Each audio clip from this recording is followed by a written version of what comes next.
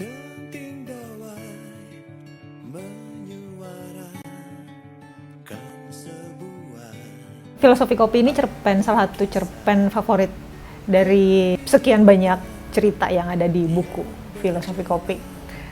Karena dari sini cerpen ini menurut gue kaya sekali. Ada persahabatan di situ, ada obsesi, ada cinta yang nggak harus terhadap lawan jenis tapi lebih ke objek. Buat gue itu yang sangat menimbulkan kesan kuat karena gue belajar bahwa cinta nggak harus diwujudkan kepada seseorang dan cinta itu bertransformasi gitu, bisa dari obsesi bisa jadi cinta dan sebaliknya. Kita nyebutnya sistem TikTok. Jadi memang dari awal kita berkomitmen untuk Mbak Dewi akan terlibat penuh dalam penulisan skenario. Jadi dari mulai awal gue bikin sinopsis itu selalu kita email-emailan dari sinopsis pertama, sinopsis kedua, waktu itu ada 2 sinopsis.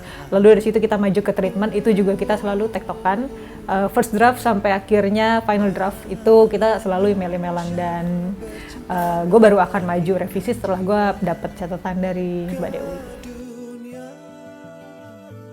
Ceritanya udah ada nih, kerangkanya udah lengkap, tapi gue waktu itu merasa gue tidak akan bisa menulis sebelum gue benar-benar bisa merasakan apa yang Ben rasakan. Itu sangat penting gitu, apalagi karena Ben tokoh utama di sini. Jadi waktu itu gue bawa laptop ke satu kafe yang sepi dan memang sengaja pilih tempat itu letaknya persis di depan kebun organik yang luas banget gitu, dan gue mencari inspirasi di sana. Setelah 1 jam lewat ternyata gue nggak dapet apa-apa sama sekali dan akhirnya gue tinggalin laptop gue jalan-jalan ke kebun organik dan tiba-tiba di tengah kebun kayak gambaran-gambaran yang ada di kepala gue tiba-tiba jadi utuh, dalam arti gue seperti bisa merasakan apa yang Ben rasakan gitu, walaupun gue bukan Ben. Jadi akhirnya gue kembali ke kafe itu dan masih tetap nggak bisa nulis. Jadi gue buka laptop dan gue nangis di sana. Nangis cuma bener-bener karena merasa punya empati sama seorang Ben yang bahkan belum ditulis. Hubungan Ben dan Jody ini unik banget karena mereka sebenarnya 2 orang yang karakternya sangat bertolak belakang, tapi somehow menemukan jalan ke hidup masing-masing gitu. Jadi kalau gue sih selalu berpendapat kalau misalnya Ben dan Jody ketemu di situasi yang kenalan biasa, ngopi biasa, itu mereka mungkin tidak akan jadi sahabat seperti sekarang. Tapi karena mereka sudah melalui begitu banyak hal bareng-bareng dan kedekatan mereka sebenarnya menurut gue bukan cuma sekedar persahabatan, pertemanan, tapi lebih ke persaudaraan. Jadi eksistensinya Ben ya adalah eksistensi Jody juga, mereka nggak terpisahkan. Itu yang sangat menarik dari Filosofi Kopi.